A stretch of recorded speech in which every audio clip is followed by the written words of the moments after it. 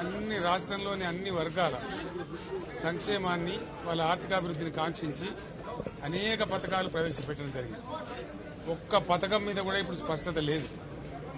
For example యాదవుల కోసం ఉన్నటువంటి వాళ్ళ అభివృద్ధి కోసం పెట్టినటువంటి గొర్రెల పెంపకం పథకాన్ని టోటల్ గా మూసివేసినట్టుగా మనకు అర్థమవుతా ఉంది. ఇప్పటికే యాదవ సోదరులు చెల్లించిన డిపాజిట్ కూడా తిరిగి వాపసు తీసుకునే ప్రభుత్వం ఎక్కడ కూడా లేదు. అత్యంత అడుగు వర్గాలు అని డబ్బా కొట్టినట్టు కొడుతూనే వాళ్ళ గొంతు కోసింది ప్రభుత్వం. దళిత వర్గాల కోసం గణితంలో ప్రవేశపెట్టిన విప్లవాత్మకమైనటువంటి దళిత బంధు పథకాన్ని ప్రస్తావన కూడా లేదు. ఇది చాలా దురదృష్టకరం. దళిత సమాజం పట్ల వీళ్ళకు ఉన్నటువంటి నిర్లక్ష్యానికి, వాళ్ళ ఫ్యూడల్ విధానానికి ఇంతకన్నా గొప్ప నిదర్శనం ఇంకోటి అవసరం లేదు. అదేవిధంగా మత్స్యకారులకు ఆ భరోసా లేదు, ఎవరికి కూడా చెప్పుకోదగ్గ భరోసా లేదు. ఇందులో విశేషం హైలైట్ ఏంటంటే ఆర్థిక మంత్రి ప్రతి మాటను ఒత్తి ఆ డబ్బు వచ్చినప్పుడు అదేందో పెద్ద మహాప్రపంచం విజయంలాగా ఒత్తి చెప్పడం తప్ప కొత్తది ఏమీ లేదు. ఒత్తి పలుకులు పలకడం తప్ప కొత్తగా చెప్పింది ఏమీ లేదు. ఏ ఒక కొత్త సంక్షేమ పథకం కానీ ఏది కూడా లేదు. మహిళల పట్ల కూడా చాలా స్పష్టంగా చెప్పాల్సిన అవసరం ఉండే. కానీ వాళ్ళు మేము 1,00,000 కోట్లు ఇస్తాం, అన్ని రుణాలు, ఆ రుణాలు వీలేదో ఇస్తున్నట్టుగా ఆల్రెడీ ఉన్న స్కీమే, నథింగ్ న్యూ అబౌట్ ఇట్, ఏమి లేదు. వెరసి ఇష్యూ యాజ్ ఏ హోల్. దురదృష్టం ఏంటంటే, చాలా బ్యాడ్ లక్ ఏంటంటే, మేము కూడా ప్రభుత్వం ఏర్పడిన తర్వాత కనీసం ఒక 6 మాసాల సమయం వాళ్ళకి ఇవ్వాలని మేము అనుకున్నాం.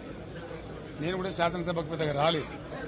కానీ ఈరోజు బడ్జెట్ చూస్తే ఏ ఒక్క పాలసీ ఫార్ములేషన్ జరగలేదు.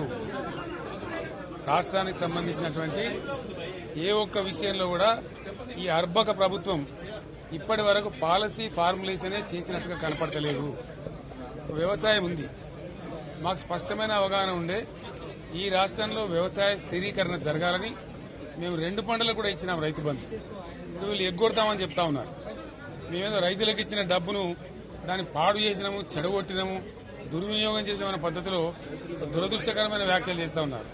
అంటే ఇది పూర్తిగా రైతు శత్రు ప్రభుత్వం అనేది తెలుస్తా ఉంది. ధాన్యం కొనుగోలు చేయలేదు, విద్యుత్ సరఫరా చేయడం లేదు, నీళ్లు సరఫరా చేయడం లేదు, చాలా ఇబ్బందులు పెడతా ఉన్నారు. ఇంకా రైతు భరోసా, రైతు బంధు గురించి ఇంకా ప్రస్తావనే లేదు.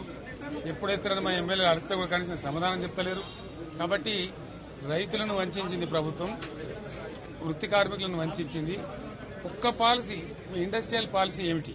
ఏమి లేదు. వాటి గ్యాస్ ట్రాష్ పంచరంగం ఈస్మాన్ కలర్ లాగా చెప్పడం తప్ప, స్టోరీ టెల్లింగ్ లాగా ఉన్నది తప్ప బడ్జెట్ చెప్పినట్టు లేదు.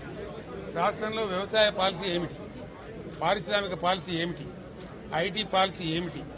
ఇంకా ఇతర అనేక పాలసీలు, పేద వర్గాలకు సంబంధించిన పాలసీ ఏమిటి అనే దాని మీద ఏ ఒక్క దాని మీద కూడా గ్యాస్ ట్రాషే తప్ప, చిల్లర మల్లర ప్లాట్ఫామ్ స్పీచ్ లాగా ఉంది తప్ప అది బడ్జెట్ ప్రసంగం లాగా లేదు. రాజకీయ సభలలో చెప్పినట్టుంది తప్ప ఏ ఒక్క పాలసీని కూడా నిర్దిష్టంగా ఈ పనిని మేము ఎట్లా సాధిస్తాం, మా గోల్స్ ఇవి, మా టార్గెట్స్ ఇవి అనే పద్ధతి కానీ పద్దు కానీ లేదు.